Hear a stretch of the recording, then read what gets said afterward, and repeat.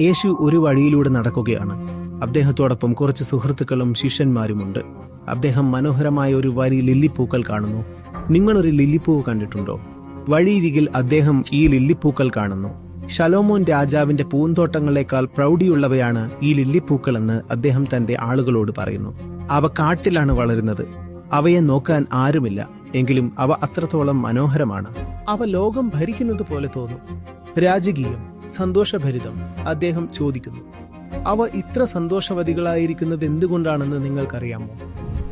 നാളെക്കുറിച്ച് അവർക്ക് വേവലാതികളില്ലാത്തതുകൊണ്ടാണ് അവർ ഇത്ര സന്തോഷമായിരിക്കുന്നതെന്ന് അദ്ദേഹം പറയുന്നു. അതുകൊണ്ടാണ് ആരും നോക്കാനില്ലാത്ത, ആരും അവരുടെ ഭംഗി ആസ്വദിക്കാൻ പോലുമില്ലാത്ത ഒരിടത്ത് വളർന്നിട്ടും അവ ഇത്ര ഗംഭീരമായിരിക്കുന്നത്. യേശു പറയുന്നു, കാരണം അവർ നാളെക്കുറിച്ച് ചിന്തിക്കുന്നില്ല. നാളെ അവയെല്ലാം വാടിക്കരിഞ്ഞ് മരിച്ചു പോകുമെന്നതാണ് വാസ്തവം. പക്ഷേ അവർ അത് കാര്യമാക്കുന്നില്ല. ഇപ്പോൾ എന്താണോ ഉള്ളത് അതിലവർ സന്തുഷ്ടരാണ്. ആ രഹസ്യമാണ് ലില്ലിപ്പൂവിനറിയാവുന്നത്. പക്ഷേ മനുഷ്യവർഗം അത് മറന്നുപോയിരിക്കുന്നു.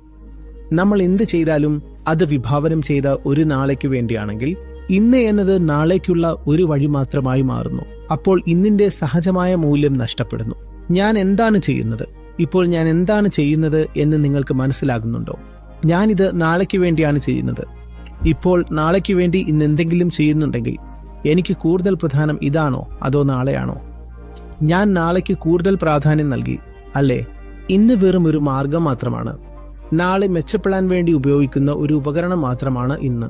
എന്നാൽ ഞാൻ എപ്പോഴാണ് ശ്വസിക്കുന്നത്? ഈ നിമിഷത്തിലാണ് ഞാൻ ശ്വസിക്കുന്നത്. ഞാൻ എപ്പോഴാണ് ജീവിക്കുന്നത്? ഇന്നാണ് ഞാൻ ജീവിക്കുന്നത്. സങ്കല്പിച്ചു വെച്ചിരിക്കുന്ന ഒരു നാളേക്ക് വേണ്ടി ഞാൻ ഇന്നിനെ തരം താഴ്ത്തി, അപമാനിച്ചു. ഇപ്പോൾ സ്വാഭാവികമായും ഇന്ന് വിരസമായിരിക്കും.